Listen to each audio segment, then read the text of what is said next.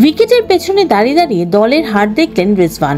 হয়তো এই প্রতিযোগিতার শেষে কোপ পড়বে তার উপর, যেমন একদিনের বিশ্বকাপে হারের পর সরতে হয়েছিল বাবর আজমকে। এটাই তো পাকিস্তান ক্রিকেটের পরিচিতি ছবি। ম্যাচ শেষে পাকিস্তানের অধিনায়ক মোহাম্মদ রিজওয়ান হতাশ মুখে গ্লাভস খুলছেন, তাকিয়ে রয়েছেন বিরাট কোহলির দিকে।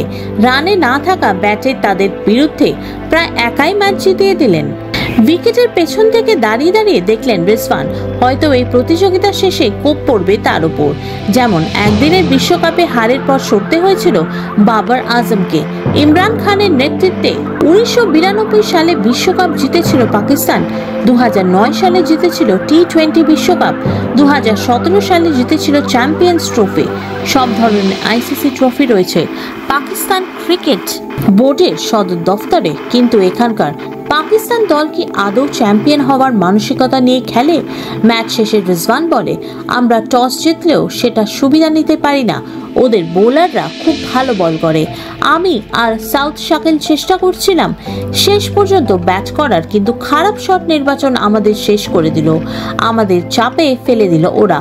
দলের সব বিভাগ একসঙ্গে খেলতে না পারলে ব্যর্থতা আসবেই।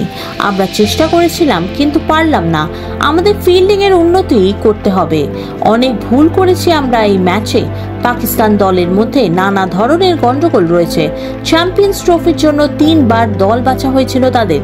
জানা গিয়েছে দল নির্বাচনের পর তা পাঠানো হয়েছিল পিসিবি প্রধান মেহসিন নকভির কাছে।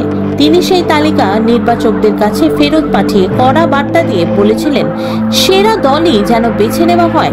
নির্বাচিত ক্রিকেটারদের তালিকা আরও একবার পর্যবেক্ষণ করার নির্দেশ দিয়েছিলেন। তৃতীয়বার তালিকা পাঠানোর পর তিনি মঞ্জুর করেছেন বলে জানা গিয়েছে। এমন ঘটনা নজিরবিহীন। দল নির্বাচনের ক্ষেত্রে ক্রিকেটারদের মান নয়, স্বজন পোষণকে গুরুত্ব দেওয়া হচ্ছিল বলে অভিযোগ। ব্যুরো রিপোর্ট, আরজি সমাচার।